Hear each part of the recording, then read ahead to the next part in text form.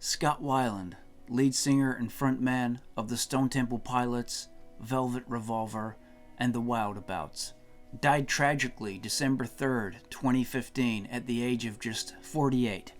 Scott had enjoyed a lot of success in his music career, with millions of album sales worldwide, smash hit singles, and a life only some could dream of.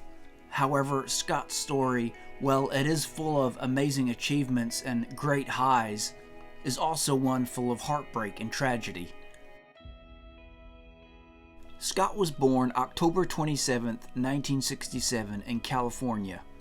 Scott's real-life dad wasn't really around when he was a kid and was always away traveling. And at the age of 5, his stepfather, David Weiland, legally adopted him, and Scott took his surname.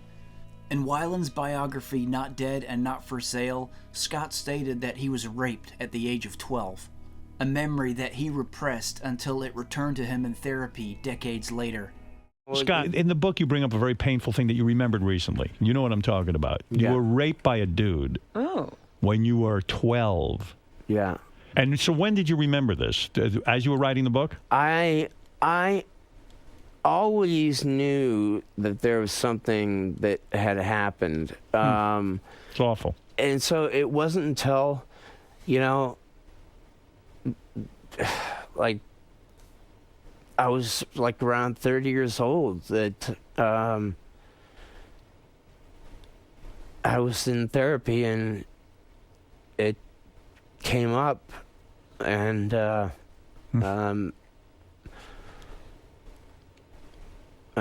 done a lot of therapy about it since. Scott had one brother, Michael, and 3 half-brothers, all on his dad's side, Seth, Matthew, and Craig.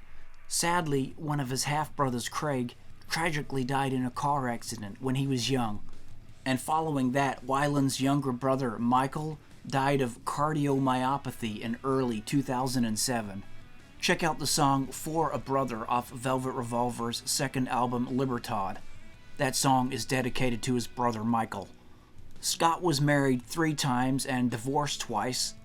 Scott was married to his first wife, Janina Castaneda, from 1994 to 2000. There was no prenup, so when the two divorced, everything was split 50-50, and Scott lost a lot.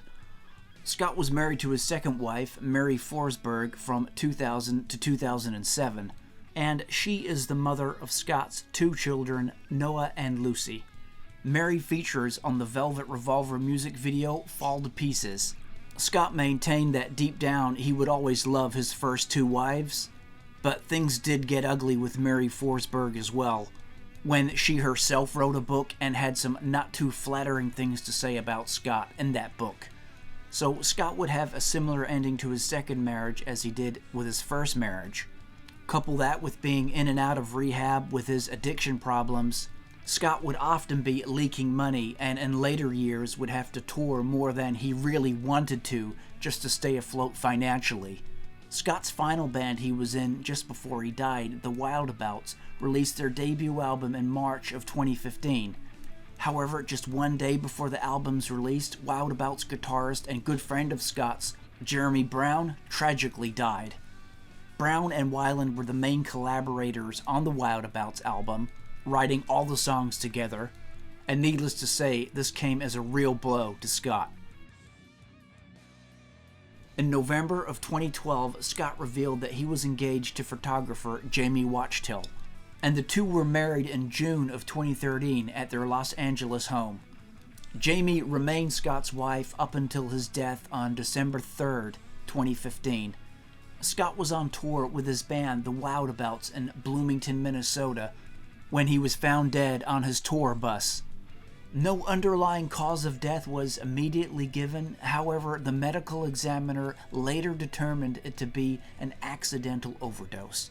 The examiner also noted cardiovascular disease, a history of asthma, and prolonged substance abuse in his report. A quiet funeral for Weiland was held at the Hollywood Forever Cemetery on December 11, 2015 in LA. Members of both Stone Temple Pilots and Velvet Revolver attended. Scott's second wife, Mary Forsberg, and the two children were not in attendance. However, later they had a private ceremony in honor of Weiland. A sad way for a true rock legend to go out. Here is a clip of Scott just 3 weeks before he died, being asked what was the one thing he was most proud of out of everything he had accomplished. It's a twofold question. I'd have to say winning 2 Grammys, and that's just getting the accolades from your own musical community. Probably 3, though.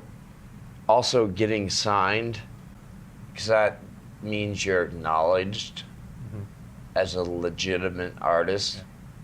And the days that my kids were born, and marrying my wife, Jamie. And as a bit of an epilogue to this story, we just heard Scott mention there about how proud he was of his kids being born. Well, his eldest son, Noah, he is in a band called Suspect 208, but it's not just any band. You got a whole ton of superstar kids in there. Slash from Guns N' Roses, his son, London, he drums for the band. Robert Trujillo from Metallica, his son plays bass. So it really is an all-star band. And you can check out their first song, Long Awaited. It's here on YouTube.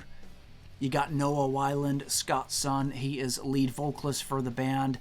And listening to him sing, there is no doubt he is definitely a chip off the old block. Sounds really cool, so check that one out. Sad that Noah's dad, Scott, is not around to see his son's band do so well, but cool that he is carrying on his dad's legacy anyway. A legacy and a career, as we say, was filled with many highs, but also many lows as well.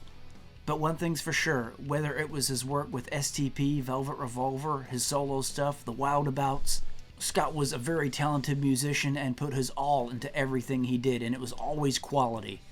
So rest in peace, Scott Weiland.